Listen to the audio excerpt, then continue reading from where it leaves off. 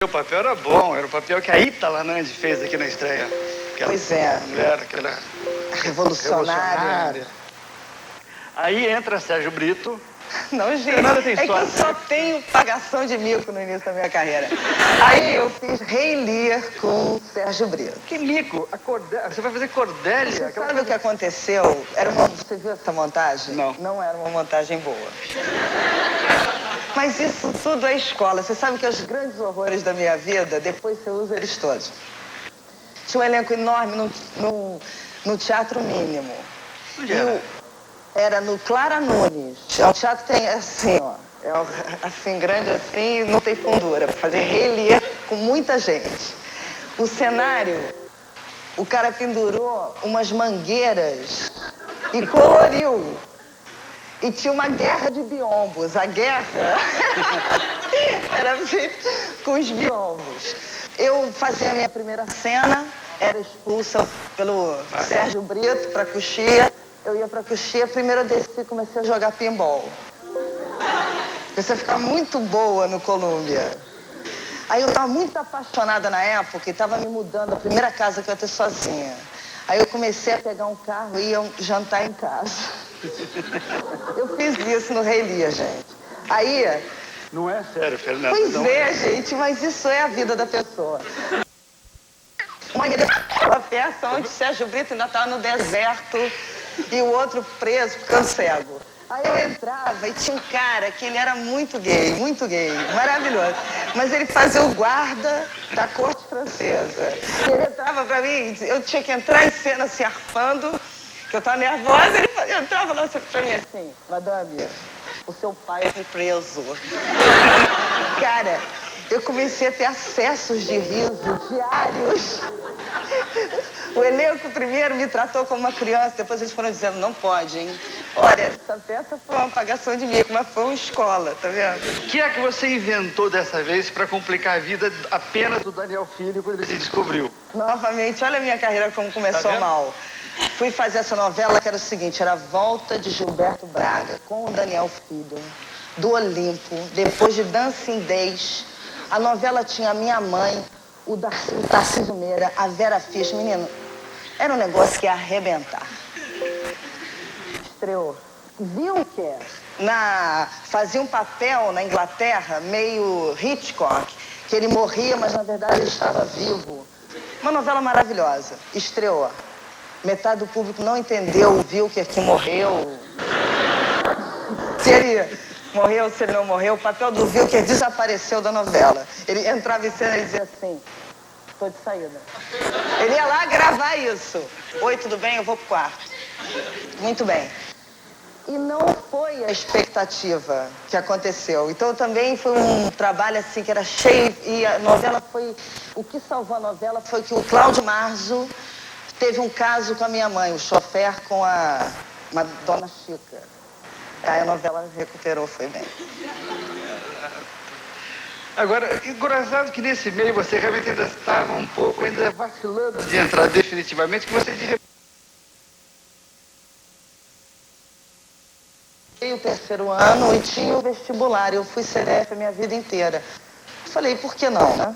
Mas aí eu já estava fazendo teatro o terceiro ano no São Vicente, eles liberavam para você de acordo com a sua vida. E aí eu fui fazer o curso com as Drubal, porque isso eram as coisas que realmente Foi quando eu vi o Trate Milhão no Rio de Janeiro. Esse era o movimento, tinha o Circo Voador. E aí o Hamilton e todo o Asdrubal deu um enorme curso, que depois você fazia uma peça, você podia escolher com quem ficar no Parque Lage. Então esse, na verdade, o Brilhante, os Pequenos Burgueses, o Rei Lear, era meio o trabalho, né? Mas tem aonde você está formando a tua cabeça, que é, na verdade, onde você vai dar depois. E essa aqui era a galera, na verdade. Eu fiz nessa época, no terceiro ano, eu já estava fazendo com o Hamilton esse curso. E aí eu cursei vestibular porque tinha que cursar Belas Artes, escultura, pode. andando de jipe com o Cláudio Marzo, chegando em casa de carona, claro. Você foi vista. E aí você foi fazer Inocência, não foi isso? Walter Lima Júnior viu você sair do jipe lá e Isso, né? Engraçado como a vida é. Um ano antes, ou uns meses antes, a Alice Barreto tinha me chamado para fazer um outro filme. E era um filme meio daqueles sobre bicheiro, com uns filmes que se faziam assim na época. E eu fiquei muito impressionada da Alice me chamar. Mas era o Luiz Carlos, mas não era um bom roteiro, era um roteiro meio daquele, sabe, tem sempre uma mulher pelada. Não que a Alice estivesse fazendo isso, mas era normal ter isso, assim. Eu me lembro que eu ainda era menor, assim, os meus pais leram e falaram, você não vai fazer isso de jeito nenhum. Foi a única vez que eles falaram pra mim, você não vai fazer isso, não é bom. E eu com muito medo recusei. E o Walter, um ano depois, ou meses depois, me chama para Inocência. E aí ele me disse, se você tivesse feito aquele outro filme, eu nunca tinha te chamado para esse. Claro, porque ia anular então, a isso imagem. É terrível, porque às vezes você vai indo pela vida com o que te dão. E às vezes você faz uma escolha errada, isso muda a tua vida, ou uma escolha certa, isso é muito impressionante, assim. A luz lhe dói nos olhos? Imagina. E aí vinha o Pedro Farcas, que é outro homem lindo. Eu novinha, sabe? E assim vinha com aquele fotômetro. Eu falei, nossa, é aqui que eu quero ficar, né? Então foi essa experiência algo além da realidade, assim. Foi incrível, né? Em 85, você fez Marvada Carne, um filme que nós paulistas gostamos muito e pelo qual nós somos muito gratos, muito carinhosos com você, porque é um filme que retrata de uma maneira maravilhosa o universo verbal e psicológico do caipira. Eu queria saber como você, uma moça do Rio, com esse sotaque carioca, conseguiu criar esse personagem de uma caipirinha paulista. Aquilo ali está escrito. Aquele raciocínio, aquela maneira... Que tem isso, o raciocínio do caipira é torto. E aquilo ali está no texto. Se não tiver no texto, você não faz. E depois, no interior do Rio, tem um sítio. E eu me lembrei da Marilza. Era Marilza e a Maranei.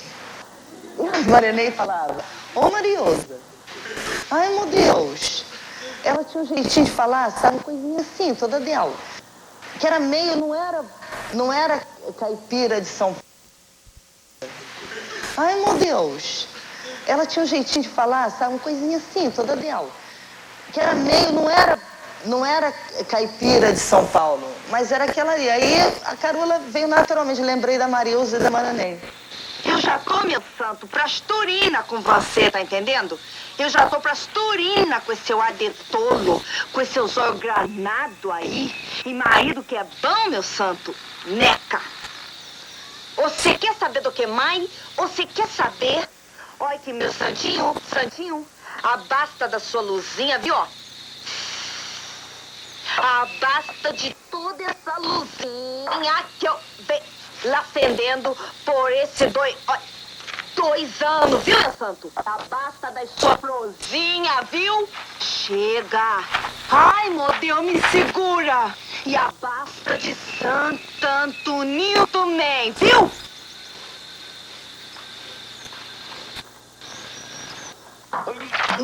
Ai.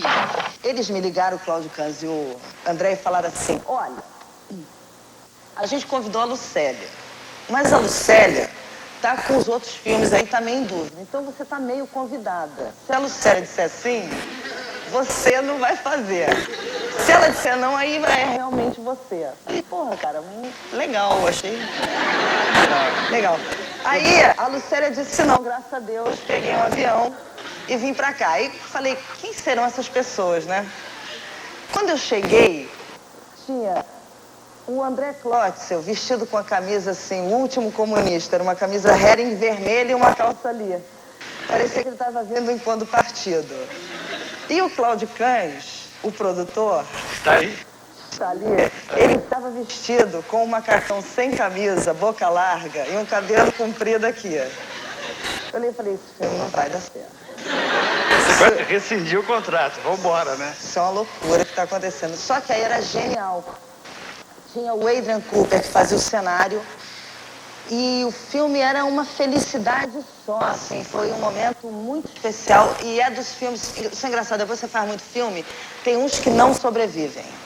E tem uns que sobrevivem e vão ficando melhores. Olha, a Fernanda ganhou de saída o melhor atriz do Festival de Gramado e foi selecionada para a Semana da Crítica em Cannes. A primeira vez que você foi como concorrente ou como em Cannes. Eu me lembro meus pais jantando, eu morava com eles. Eu fui ao telefone, quando eu voltei, eu falei assim, gente, eu vou pra Cannes! Que é o...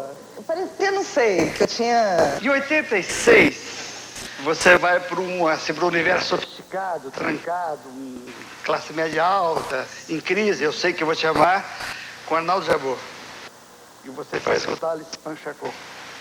E no mesmo ano, não sei como é que você filmou, você também fez com licença, eu vou à luta. Foi uma loucura. O telefone tocava, eu saía estourando champanhe, assim. Parecia que eu ia ter emprego pro resto da minha vida. E que parecia, eu tinha essa sensação, que eu tinha saído adiantado na frente de todo mundo. Então que a vida toda eu ia estar adiantada. Depois eu vi que isso não é verdade, né? Que não é assim, vai assim, né? Mas eu tinha essa sensação de que eu não ia parar de fazer filme. Não, mas é incrível fazer um grande filme com um dos cineastas mais sólidos que vem do cinema novo, famoso, Arnaldo Jabor, em seguida com um cineasta iniciante, mas muito talentoso, que é o Luiz Farias. Eu acho que o pessoal aqui vai ter interesse em saber como você fez para a composição dos personagens, esse trânsito. Você estava filmando uma burguesa em crise, num apartamento maravilhoso, numa casa, e uma suburbana querendo sair de casa em Nilópolis. Pensa bem, você acorda assim às 8 da manhã, que é perto de casa, o trabalho, você vai para uma mansão, te maquiam, o sofá é bom, né? O filme tem mais dinheiro, que o diretor é bom, é famoso, né? Bem cedido. Aí você vira aquela mulher fina, né? Depois, você acorda às 6, pega a Avenida Brasil, vai para Nilópolis, 40 graus à sombra, você vai ficando horrenda. Na hora de comer, te dão uma quentinha no alumínio, com a galinha de padaria que você devora assim no canto. Você vai ficando a cara de Nilópolis, gente. Cinema é assim, cara. E em seguida você embarca para outro cineasta. Também um negócio assim, que é um problema, né? Tudo na selva, tudo. Ficaremos acampados. Você, quando é jovem, você tá louco, foi pra locação. Depois você aprende. Aí eu já imaginava aquelas barracas, estilo exército, verde oliva, sabe? Com um cara assim abanando a gente uma hora. Tudo bem. Pegamos o aviãozinho Sêneca, 3 horas em cima daquela floresta, estaciona, linda a natureza, os índios. Olha o Tuatuari, o rio azul. Aí você vai vindo pelo Tuatuari. Meu Deus, é um acampamento. Todo feito de barraca da mesbla, abóbora. Sabe? Parecia uma favela japonesa. Tudo bem, tudo bem? Eu ali instalada com o Rui Guerra na praia, perto do Tuatuari, com o Bonfim, que foi pra lá antes, Roberto Bonfim, cavaram uma praia. Ele cavou sozinho aquela praia. E nisso, uma maravilha, gente, a integração com os índios, a natureza, o rio, tudo maravilhoso. Foi passando 3 semanas, só se falava com a cidade por rádio. Alô, câmbio!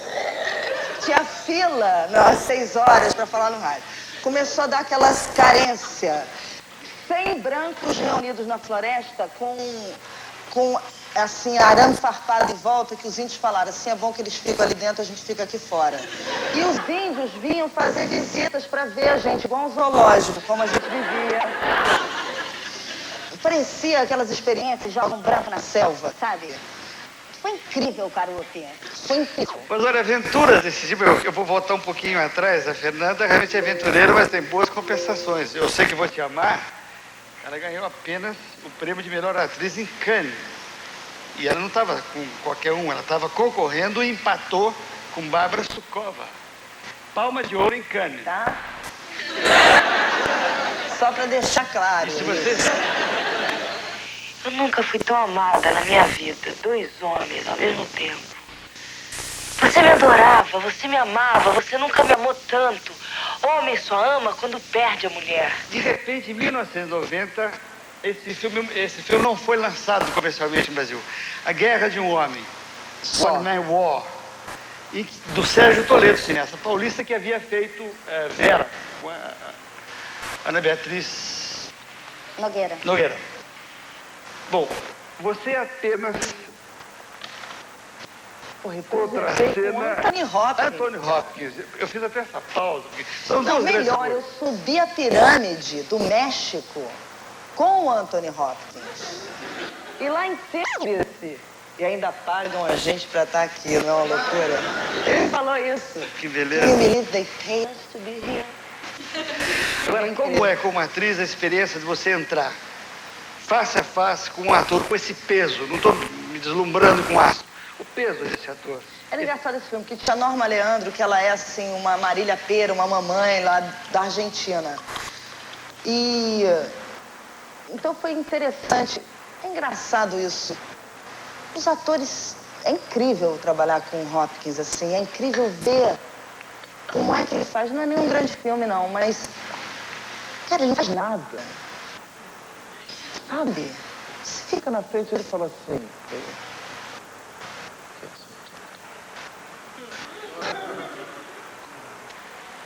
E você fica ali do lado falando, caralho, mas...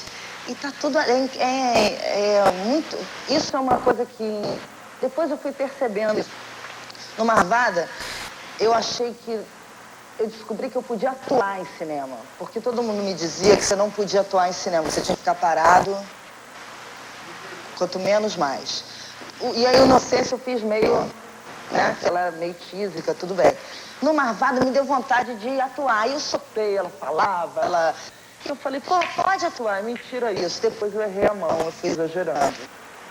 E eu encontrei o Anthony Hopkins uma hora onde isso era crucial de ver, assim. E ele foi um cara que eu fui percebendo que eu tinha que voltar, me humanizar, assim, que eu tava ficando exagerada no cinema. Agora tem uma coisa legal também de encontrar o Hopkins ou a Norma.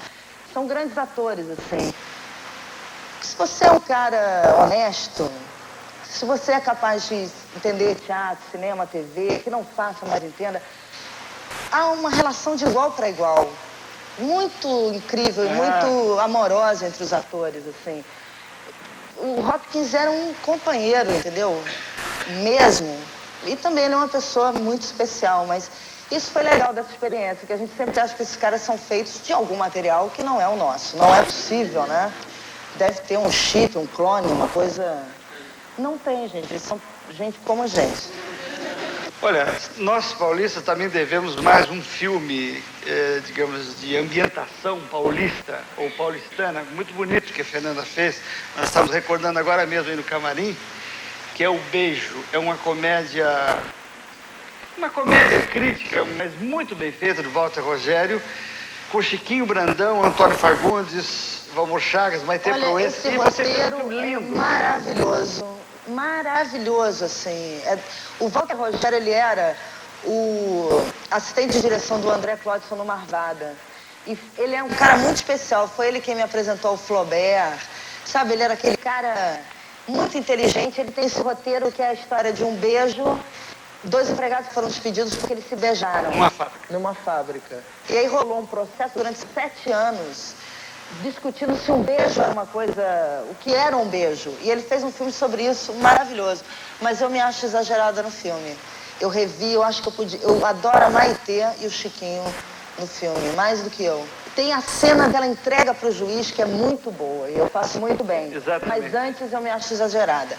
Aquela entregada do juiz é genial, porque ela vai falando... E ela vai ser, é a que entrega, porque ela queria comer o cara e o cara beija a outra, que é a Maite Proença, logo. Eu tava voltando onde eu tinha ido e eu vi os dois de conversa no meio de umas máquinas, aquelas grandes que eles tinham comprado, assim, numa parede que dá pro pátio. Mas eles estavam de namoro. Aí eu fui lá avisar pra eles que eles não ficassem ali, porque é bagalho, né? Porque o seu Alvarino ia aparecer, seu Alvarino supervisor, sabe? Ia pegar eles ali, não ia gostar, sabe? Aí eu avisei também, voltei pro meu lugar. Comecei a trabalhar, cama, trabalho.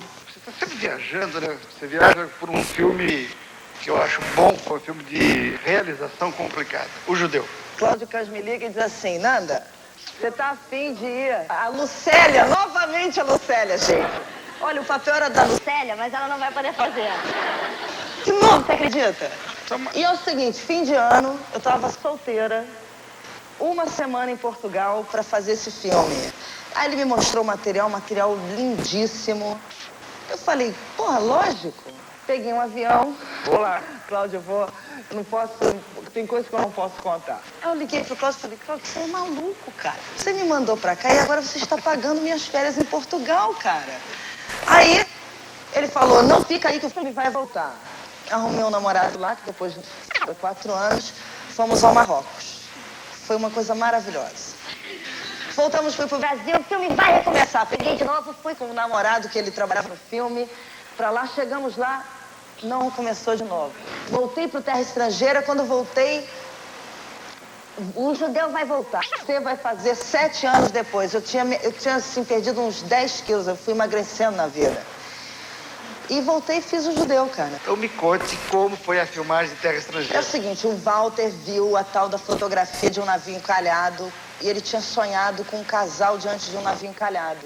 E ele achou que isso dava um roteiro. Ele acordou em Paris, vida do Walter, né?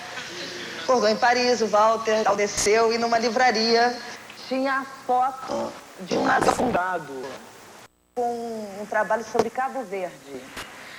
Aí ele fez todo o negócio do filme para botar esse navio. Só que o navio não está em Portugal. A gente fez igual o 007. O cara entra ali no Largo do Boticário, como eu disse, e sai em Foz do Iguaçu. É isso que acontece no filme. Então a gente dorme numa praia, acorda é outro lugar, eu subo o morro nesse lugar, quando eu olho é Cabo Verde. Aí eu corro beijando em Cabo Verde, vou andar na praia em São Conrado. Aí o Nando me vê andando na praia em São Conrado, no aeroporto de Cabo Verde, que foi um take que fizeram no aeroporto de Cabo Verde. Aí nós saímos dali por outra praia de Portugal e assim resolvemos aquele pedaço da geografia de Portugal. E Cabo Verde, eu procurei uma ilha que não dá nada. Vem a tribo que os portugueses deixaram lá um dia. Simone! Simone! Simone! A Globo passa em Cabo Verde. Selva de Pedra era um grande sucesso em Cabo Verde.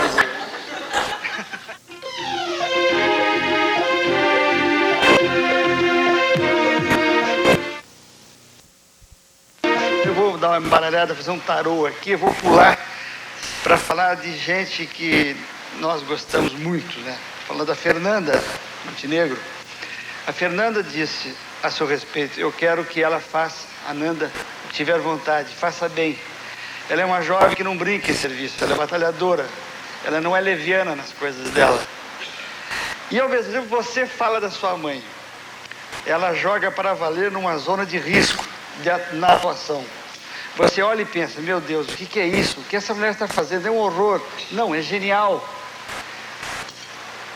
Quais são as lições de Fernanda Montenegro, profissão? Você. Acho que a mais legal dela é não jogar para a posteridade. Isso é a coisa mais legal dela.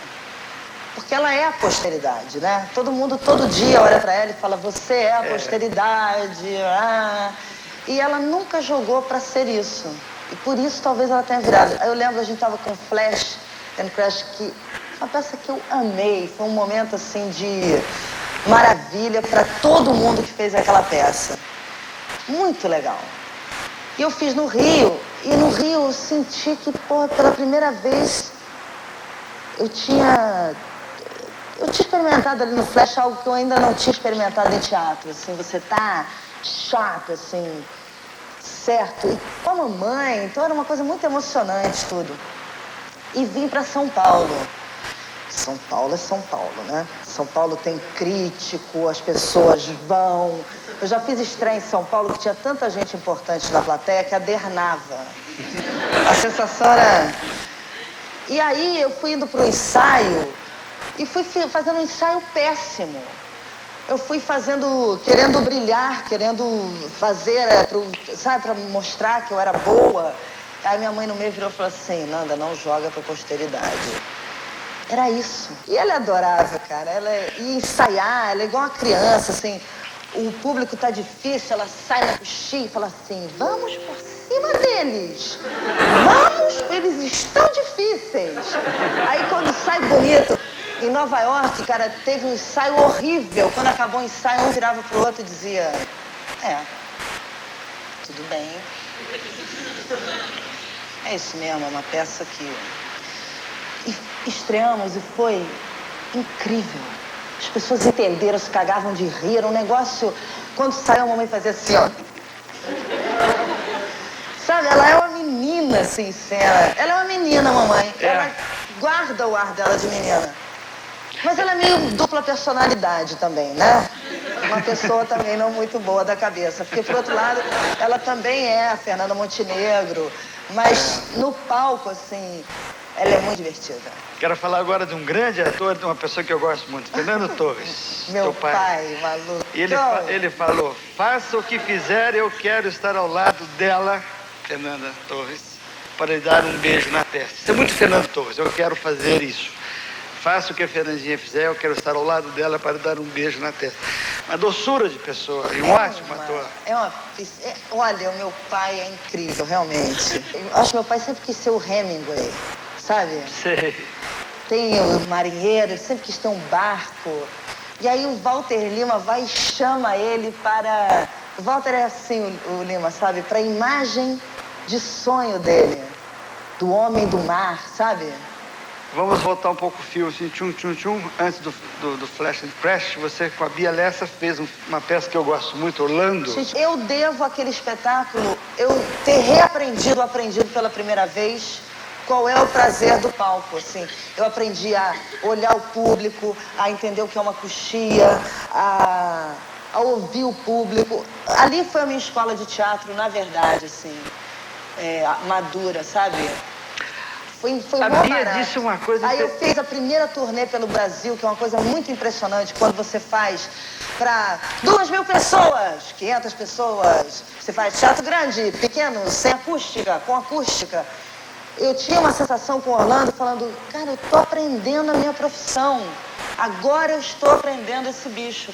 Porque o cinema, às vezes, se eu não tivesse ido pro teatro, eu não tinha entendimento hoje de dramaturgia, de como ler um texto, do que está por trás de um texto, porque o cinema, às vezes, a cena ela é taquigráfica, entendeu? O teatro é que você põe a mão na massa, assim. Às vezes, o teatro é sempre importante, é engraçado.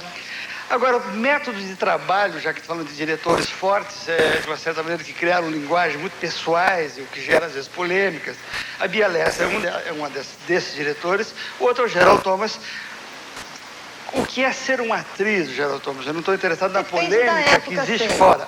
Depende da hora. O Flash foi uma das coisas mais geniais que aconteceram. Assim. Foi mó barato, porque ele tem muito humor, ele descobriu que a gente tinha muito humor, e a gente foi meio uma pastilha rosa, assim, pro trabalho do Gerald, sabe? A gente pegou todo aquele universo dele com a Daniela, e a gente se cagou de rir com eles daquilo tudo.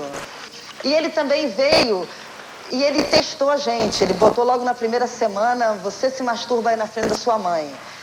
Aí fica aquela saia justa, né? Aquele momento, realmente, você fala, puta, não queria passar por isso, né? Uma vez passado, vira teatro. E aí também, depois que passou aquilo, virou um... Nós faríamos qualquer coisa, realmente, entendeu?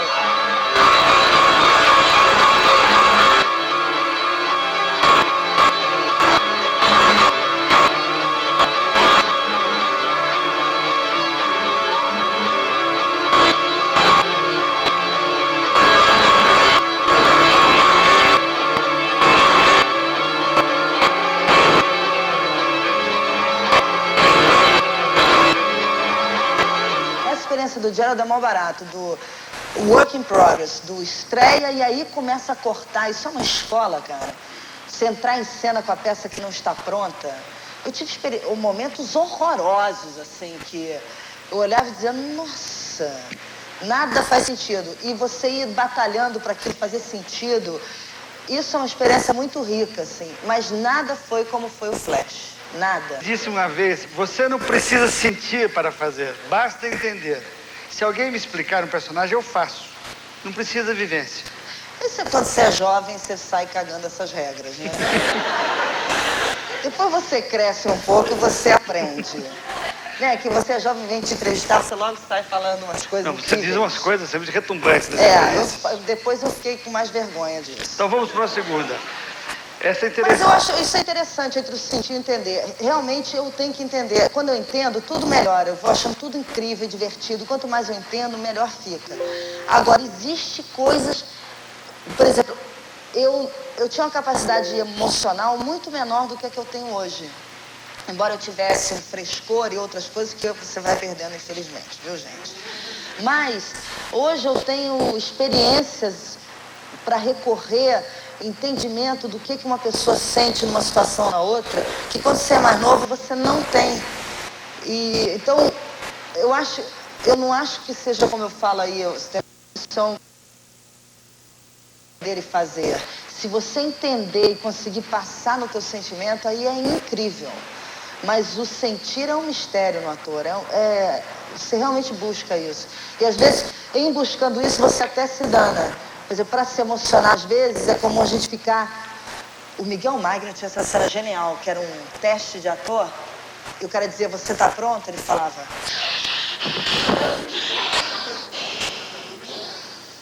Tô. Era péssimo.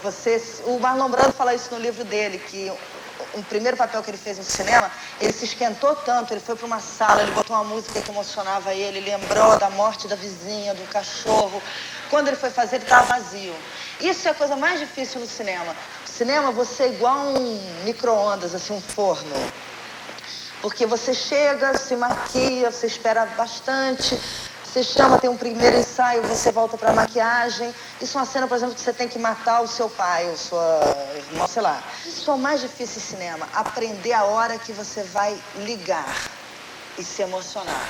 A hora que você vai... Porque o cinema não é como o teatro, né? No teatro não adianta você viver dessa emoção que se manifesta naquela hora, porque no dia seguinte ela não vai aparecer. O teatro você tem que ter ela no ensaio, perder ela, voltar a achar ela, achar outra, até que uma hora você tem uma média na qual você caminha.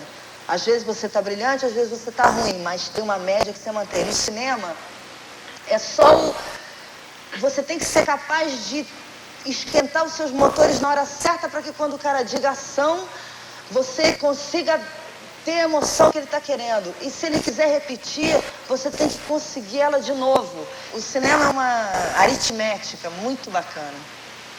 Agora, como é a sensação de excursionar pelo exterior? Você fez Flash and Crash nos Estados Unidos e na Europa. Olha, já esse tipo de peça, digamos assim, hermética, cubista, não, essa aleatória... é a peça que mais dá, que é o teatro de vanguarda no mundo. A palavra não é um empecilho.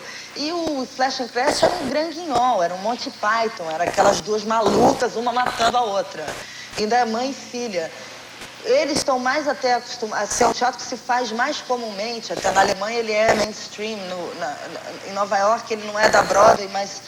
tinha uma comunicação direta. Junto, eu estava ensaiando Saints and Clowns, que foi um horror. Um horror. Estreiei na Alemanha, eles batiam o pé assim no Flash. Uau! Nós éramos deuses. Dia seguinte fui fazer o outro. Quando acabou, Scheiße! Fui vaiada, tive 2 grandes vaias na vida, que também é uma experiência. Scheiße!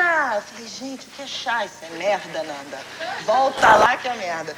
Então foi muito louco as duas experiências, sabe? Do grande aplauso e a grande vaia na mesma cidade, na mesma semana. Muito bacana. Mas olha, é mó barato representar lá fora. Mas no fundo, é mó barato, viaja, você toca. Mas é uma experiência que acaba ali. Uma maneira, entendeu?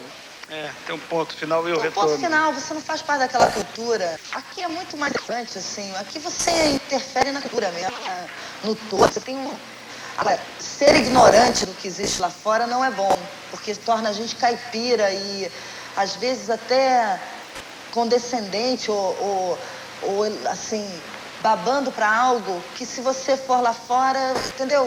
Você vê que existe, que é a vida. Então, acho que é importante para um ator entender como é o teatro no mundo, assim. É bom se viajar, ver, entender. Você estava terminando todas essas experiências, essas revelações. Eu estava me dando conta que está chegando o momento do seu encontro com a plateia, com esses estudantes de teatro que estão aqui perto. E eu queria terminar a minha parte com uma frase sua e com uma observação minha. Você disse: eu não tenho nenhuma verdade para levar a ninguém, nenhuma conclusão sobre nada. Sou o meu instrumento, sou o meu violino.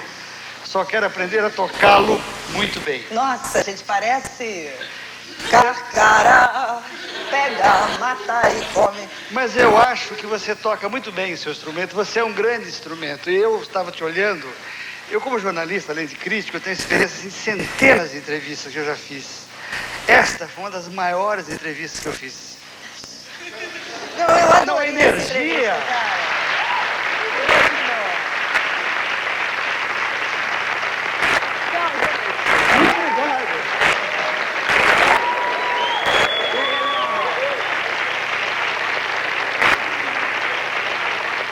Carla Nauati, do Teatro Escola Macunaíma.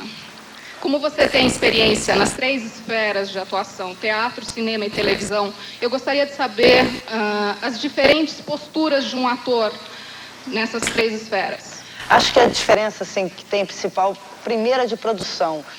O cinema e o teatro não são uma indústria no Brasil. A televisão é a única indústria, talvez, que a gente tenha. Então, como numa indústria, assim, o retorno que você tem de reconhecimento, de entrar na casa das pessoas, de popularidade é muito grande, a quantidade de trabalho é muito grande. Numa novela se trabalha muito. Os atores em novela, eles têm que ter uma sapiência muito grande, assim, de estar muito distante do autor, da edição.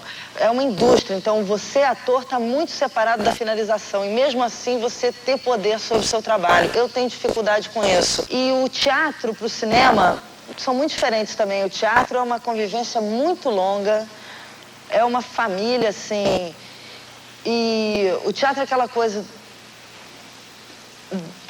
você nunca chega lá. Todo dia, o que você perdeu, você ganha. O que você ganhou, você perdeu. Eu lembro a Debbie saindo do 5 Vezes Comédia dizendo assim: esta piada do guarda-chuva foi-se para sempre. O Procópio Ferreira dizia isso: se você perdeu uma, meu filho, não tente recuperá-la. Passe para outra imediatamente. E o teatro é muito importante, eu acho, para mim, na minha formação. Eu acho teatro fundamental. E o cinema é o melhor dos dois, realmente é uma coisa maravilhosa, viu? E o cinema, você está trabalhando artesanalmente junto do teu diretor, do cara que escreveu, e lidando com o acaso. E você não vai carregar o andor depois, quem vai carregar o andor é o diretor, que vai editar, montar, finalizar, e um dia você vai ser convidado, você vai estar lindo numa tela grande, já numa época que você já fez aquele trabalho, então parece um vale-brinde. É uma maravilha cinema, viu? Uma coisa muito boa. Rita Camargo, do INDAC. Eu queria saber como é que você lida para compor um personagem, quando você tem uma visão do personagem e o diretor uma outra. É engraçado, eu nem sei às vezes se é bem uma visão que eu tenho do personagem. Isso eu acho que nunca me aconteceu, assim, o cara querer que eu faça de uma maneira e ser de outra. Outro dia teve uma história maravilhosa, gente. Estou em casa, ligo um cara, que eu atendo o meu telefone. Eu não sei por que eu faço isso. Devia ter um telefone chique, né? Mas eu atendo. Alô? Fernando, eu escrevi essa peça. Essa peça chama Eu. Falei, tá. Então essa peça, Fernanda, são todos os eus. O eu sim, o eu não, o eu outro, o eu aqui, o eu ali, Fernanda, tem um personagem que só você pode fazer, Fernanda. Eu só vejo você, eu não vejo outra pessoa. Escrevi pra você, Fernanda. Qual é o personagem? Um jovem negro homossexual nos anos 20. Aí eu falei assim pra ele, e você só vê eu, você não vê outra pessoa pra fazer esse jovem negro, um homem, né? Homossexual nos anos 20. Ele disse, não, Fernanda, eu não vejo mais ninguém. Eu disse, cara, mas eu vou ter que dizer não, né? Eu disse, Fernanda, você não me decepciona, isso vai ser uma decepção. Eu falei, mas a vida é feita de decepções. Eu sou formado pela EAD, né? Meu nome é Carlito. E agora você vai fazer o Tchekhov, que é uma peça que fala muito da nossa classe, né? Você vai fazer a Nina, provavelmente, né?